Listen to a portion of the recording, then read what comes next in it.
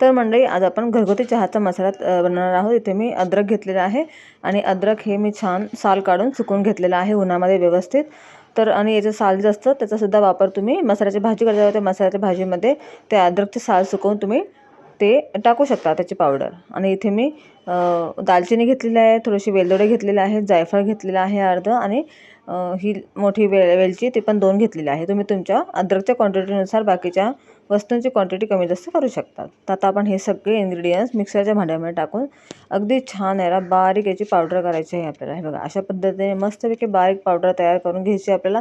आणि अशा पद्धतीने आपला घरगुती हा चहाचा मसाला तयार होतो। बाहेरून विकत आणण्यापेक्षा तुम्ही सुद्धा अशा पद्धतीने घरामध्ये चहाचा मसाला बनवू शकतात। आणि चहा बनवताना अगदी कमी याला टाकायचा, कारण की हा खूप स्ट्रॉंग असतो। आपण याच्यामध्ये अद्रकचा वापर जास्त केलेला आहे त्यामुळे याला एकदम कमी टाकायचा आणि चहाचा आस्वाद घ्यायचा।